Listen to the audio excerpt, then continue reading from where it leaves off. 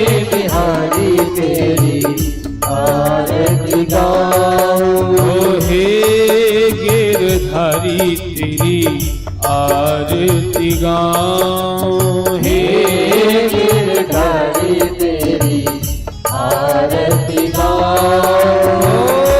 आरती गाऊं प्यारे आपको मनाऊं। आरती गाऊं प्यारे आपको मनाऊं। आपको मनाऊं प्यारे यही गुण गाऊं। आपको मनाऊं प्यारे तेरा गुण गाऊं। सेवा के बिहारी तेरी आरती गाऊं। के बिहारी तेरी आरती गाऊं। मोर मुकुट तेरे शीस पे सोहे। मोर मुकुट तेरे शीस पे सोहे। मोर मुकुट तेरे शीस पे सोहे। मोर मुकुट तेरे शीस पे सोहे। प्यारी बंसी मेरो मन मोहे। प्यारी बंसी मेरो मन मोहे। मैं बंसी पे बल जाऊं। के बिहारी तेरी आरती गाऊं। चरणों से निकली गंगा प्यारी। चरणों से निकली है गंगा प्यारी। जिसने सारी दुनिया तारी। जिसने सारी दुनिया तारी। मैं उन चरणों में शीस नवाऊं। के बिहारी तेरी आरती गाऊं। श्री हरिदास के प्यारे तुम हो। श्री हरिदास के प्यारे तुम हो। मेरे मोहन जीवन धन हो।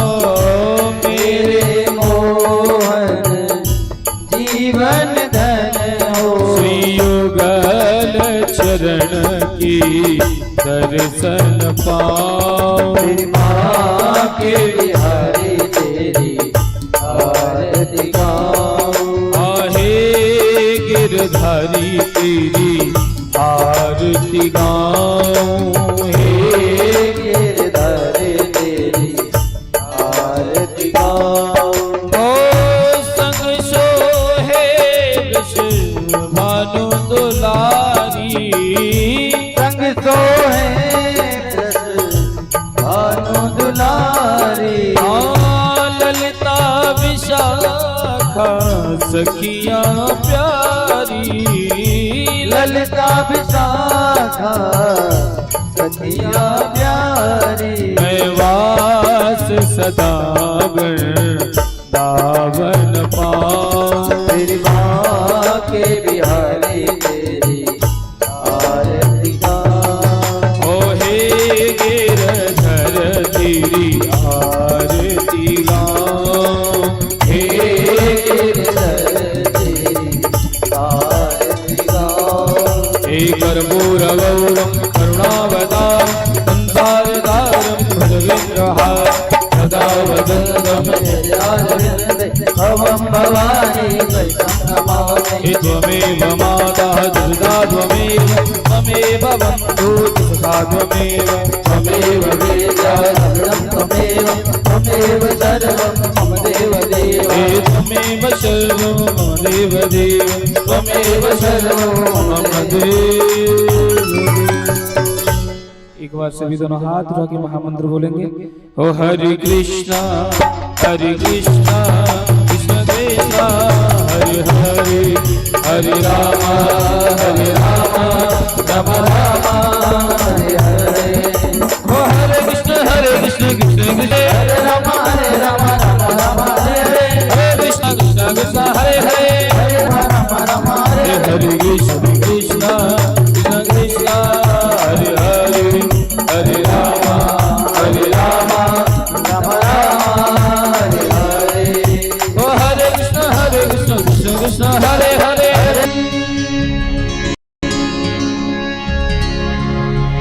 हरि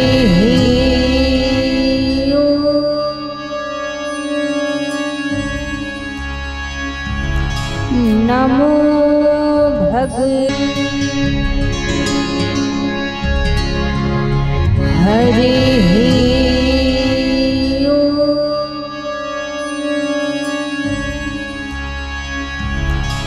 नमो भगवते वासुदेवाय नमः। स्वस्ति श्री गणेशाय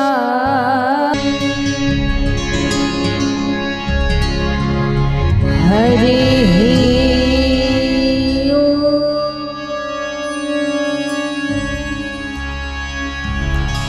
नमो भगवते वासुदेवाय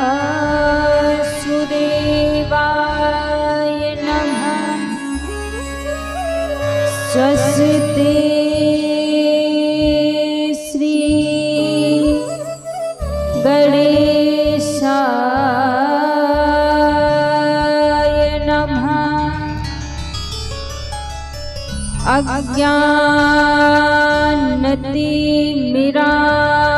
अज्ञानतिमिरान्धस्य ज्ञानाञ्जनशलाकया चक्षुरुन्मीलितं येन तस्मै श्री गुरुवे नमः।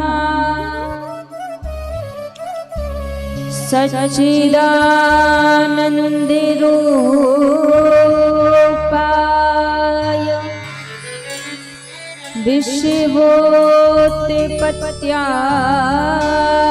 विश्वोत्पत्त्यादिहेतवे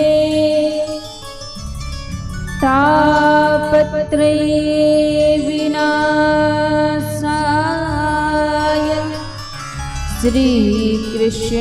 श्रीकृष्णाय वयं नमः। जय जय श्री राधारमण जय जय नवल किशोर जय गोपी चित चोर प्रभु जय जय माखन चोर। आए हनुमान जी विराजिए कथा कहूँ मति अनुसार प्रेम सहित आसन लगो विराजिए पवन कुमार। हरे कृष्ण कृष्ण कृष्ण हरे हरे। जय राधे राधे श्री राधे जय श्री राम जय राधे जय राधे राधे श्री राधे जय श्री राम जय राधे जय राधे राधे श्री राधे जय श्री राम जय राधे जय राधे राधे श्री राधे जय श्री राम जय राधे जय राधे राधे। नमो भगवते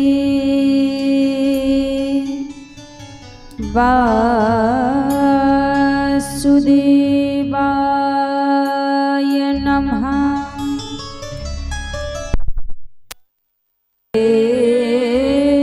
माखन चोर आइए हनुमान जी विराजिए, कथा कहूँ मति अनुसार, प्रेम सहित आसन लगो विराजिए पवन कुमार। हरे कृष्ण कृष्ण कृष्ण हरे हरे, हरे कृष्ण कृष्ण कृष्ण हरे हरे, हरे राम राम राम हरे हरे, हरे राम राम राम हरे हरे। बोलिए श्री बांके बिहारी लाल की जय हो। राधा रानी सरकार की जय हो।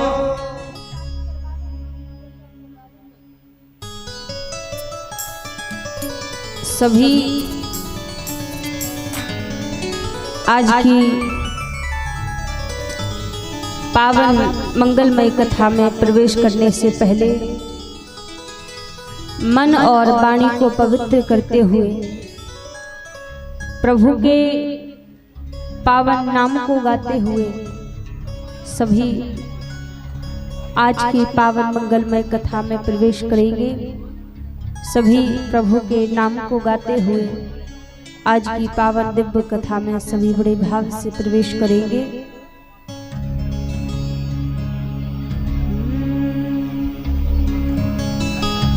मेरा कोई ना सहारा बिन तेरे, नंद लाल सबरिया मेरे। मेरा कोई ना सहारा बिन तेरे, नंदलाल सवरे। मेरा कोई ना सहारा बिन तेरे, नंदलाल सबरिया मेरे। मेरा कोई ना सहारा बिन तेरे, नंदलाल सबरिया मेरे। नंदलाल सबरिया मेरे। ओ नंदलाल सबरिया मेरे। नंदलाल सबरिया मेरे। नंदलाल सबरिया मेरे। मेरा कोई ना सहारा बिन तेरे, नंदलाल सबरिया मेरे। मेरा कोई ना सहारा बिन तेरे, नंदलाल सबरिया मेरे। मेरा कोई ना सहारा बिन तेरे,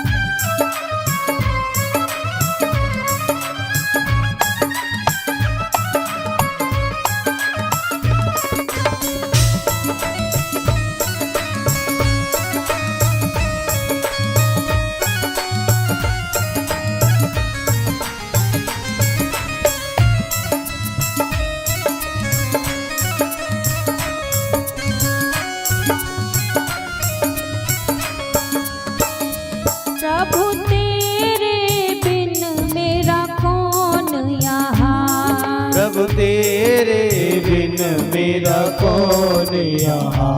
प्रभु तेरे बिन मेरा कौन यहाँ। प्रभु तेरे बिन मेरा कौन यहाँ।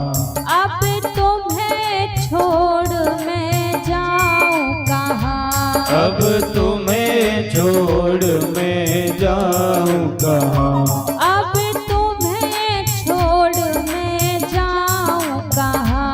अब तुम्हें छोड़ मैं जाऊं कहाँ। मैं तो आन पड़ी दर तेरे। जय हो। नंदलाल सबरिया मेरे।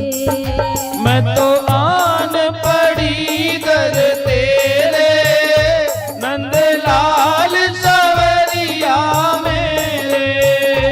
मेरा कोई ना सहारा बिन तेरे। नंदलाल सबरिया मेरे। मेरा कोई न सहारा बिन तेरे, नंदलाल सवरिया मेरे। जय हो। ताली सेवा करते हुए सभी।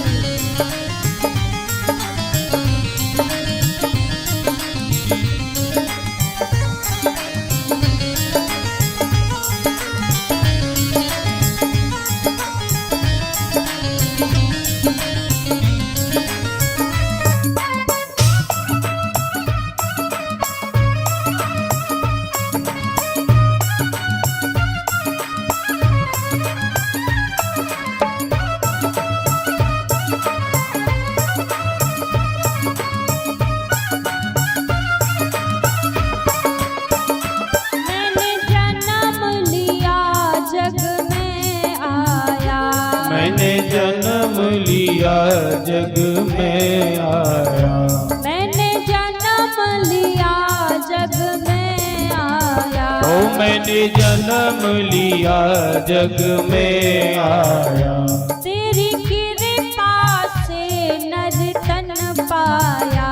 तेरी कृपा से नर तन पाया। तेरी कृपा से नर तन पाया। ओ तेरी कृपा से नर तन पाया। तूने किए उपकार घनेरे। नंदलाल सबरिया मेरे। ओ तूने किए उपकार घनेरे, नंदलाल सवरिया मेरे। मेरा कोई ना सहारा बिन तेरे। नंदलाल सबरिया मेरे। ओ मेरा कोई न सहारा बिन तेरे, नंदलाल सवरिया मेरे। जय हो।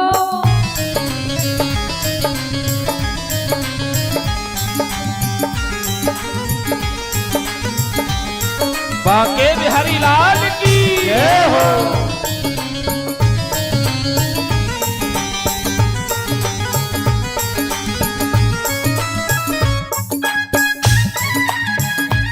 बाकी बिहारी लाल की जय हो।